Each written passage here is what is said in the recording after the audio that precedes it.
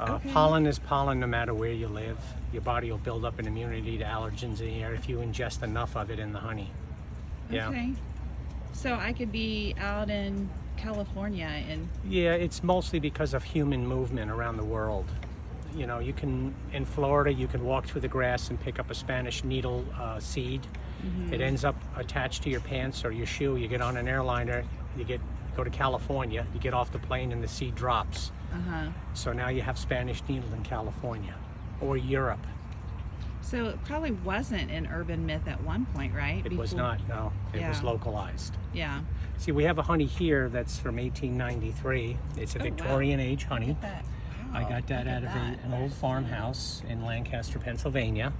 Now, this is from the Victorian age, this honey. Its pollen that's in there is a localized pollen from 1893. So it's going to be quite different than our pollen today.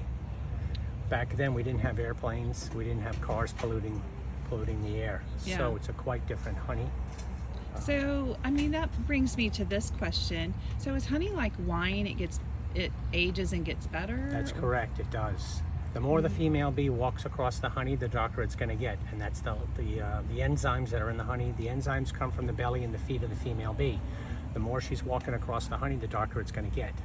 The darker the honey usually tells the beekeeper that the honey's been in the hive a long time. So with this honey here, 1893, how much is that honey? That honey is $49 a bottle. We $49. keep it very reasonable so we can sell it. Yeah. I may have to buy that honey. The honey is delicious. Yeah. It's a pre-Edwardian age. That's so wild. Yeah. You found, like, how did you get that? I had gotten a text from Beekeeper up in Lancaster, Pennsylvania. They were tearing down an old farmhouse, and I had a couple of days to get up there to get it out of the basement. So when I got up there, it was 8 degrees out. I went down in the basement with a hand truck, and I popped the cork on one of the barrels. I stuck my finger in it, and it was still liquid, which tells me that in 1893, that summer, it was a dry summer. There wasn't much moisture. Had there been a lot of moisture, it was a rainy season in 1893, the honey would have been crystallized and hard as a rock. And it would have taken about 3 or 4 months to liquefy the honey again with a heating band. Oh, so you could have liquefied it, though. Yes, yes. Oh, interesting. Yeah. Okay. Yeah.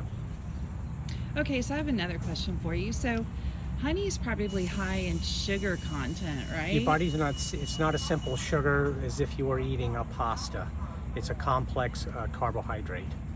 And what's the difference? So it's good for Well, you? yeah, your body doesn't see it as a sugar, as a simple sugar. Like if you eat pasta as a simple sugar, that could make you into a type 2 diabetic.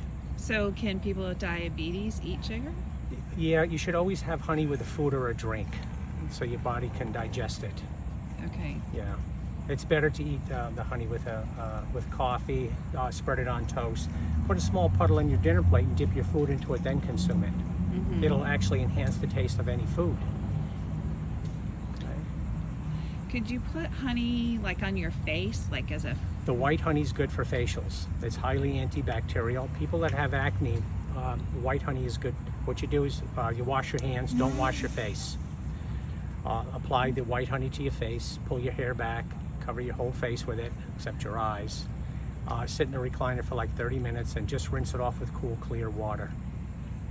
And it will clean your skin right down to the pores. So could you use that in the place of soap or? Absolutely. Yeah. It will definitely clean you.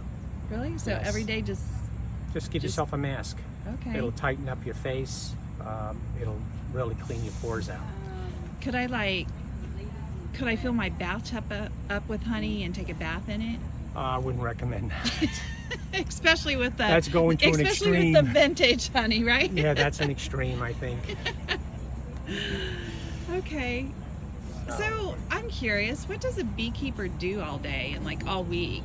He worries about his bees. Like, why would you worry about bees? They're out doing their thing. We have diseases that we've imported into our country on container ships, like varroa mites, hive beetles. We also have wax moths. If they lay little white eggs in the hive, if they hatch, they're going to hatch maggots, worms, and they will destroy the hive in just a few days.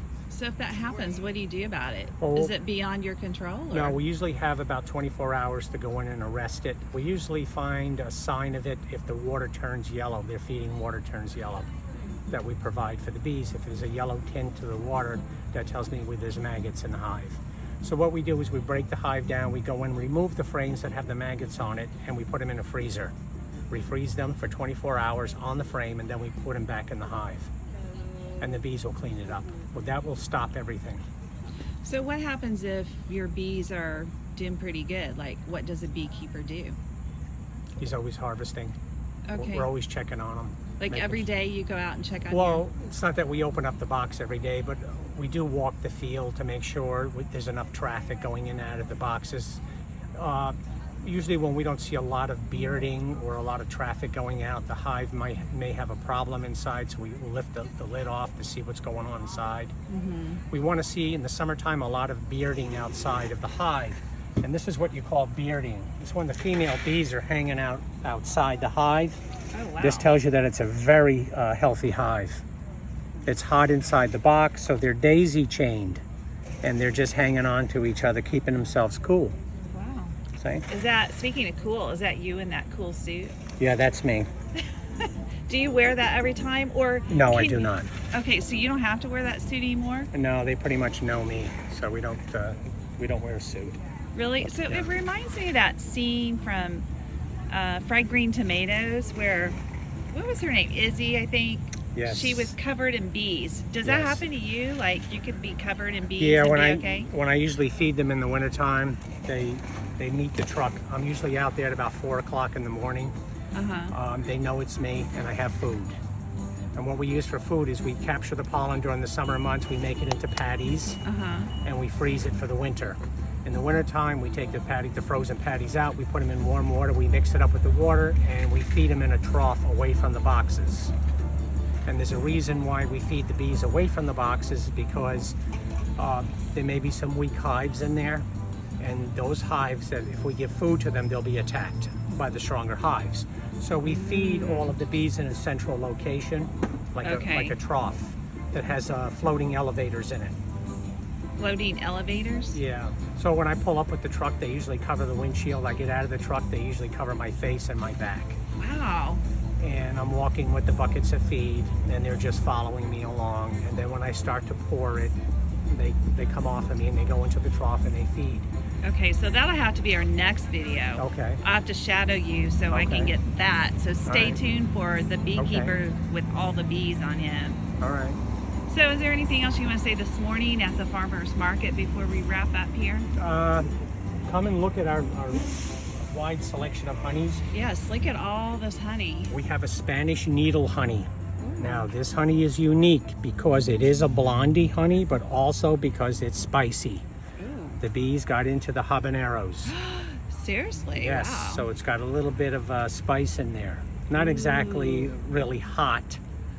The honey seems to absorb a lot of that, but it creates a nice spice that's in the honey. Just a little bit of a kick? It's a kick, yeah. Okay. Yeah, your lips will be numb for 30 minutes. Wow. Yeah. Okay. Yeah, it's Try a nice that honey. for It's good on honey pizza month. pie. It's good on pizza. It's good with a meat. You dip your meat into it, chicken. Okay. Yeah, it adds a little bit of spice. So you could get that Spanish needle honey and the vintage 1893 honey. Yes. Yeah. And I could get some of this honey to put on my face. That's right? the white honey, yes. The cold press honey. Okay. Our most popular honey is going to Yeah. be the blueberry. The blueberry honey is the most popular honey. People Why do you love think this. that? Yeah. Well, it's a good breakfast honey. It's good with pancakes. It's good to put in oatmeal, things like that. It's a powerful antioxidant. It comes from the blueberry flower. This is the actual nectar from the blueberry flower. Okay. You got to remember now, it comes in at 80% water, the nectar. That's how they suck it up through their proboscis. After they bring it in, they dry it down to usually 10 or 12% water. Then it becomes concentrated, and then you get a delicious blueberry honey. Wow. And what did you say, proboscis? Proboscis. Can you spell that? Now I'm really testing you, right? Yeah. Okay, this would be the proboscis here. It's like a little straw. It has little feelers on the end of it. Oh, Okay. See? Yeah. Now you notice the nectar here is all clear. So if you touch the nectar with your finger and you put it in your mouth, you're just going to taste sweet. You're not going to taste any blueberry. That's because it's 80% water, and once they get it dried down, it's going to become really concentrated. So interesting. Yeah. Okay, so you're going to give me like a Q&A sheet or facts about honey, and Yes. I'll include that with this little interview. So, Okay. well, thank you, Michael. I appreciate your time this morning at the new Smyrna Beach Farmers Market. Thank you so much for coming by. Yeah. And have a happy honey month, right? Yes, absolutely. Yeah. Yeah, we're really busy this time of month. Do you think people come out because they know it's honey month? I'm not sure about that, but the sales have been up. Yeah, Yeah, well, that's good. The sales are up on it. Okay, awesome. Thank you. Oh.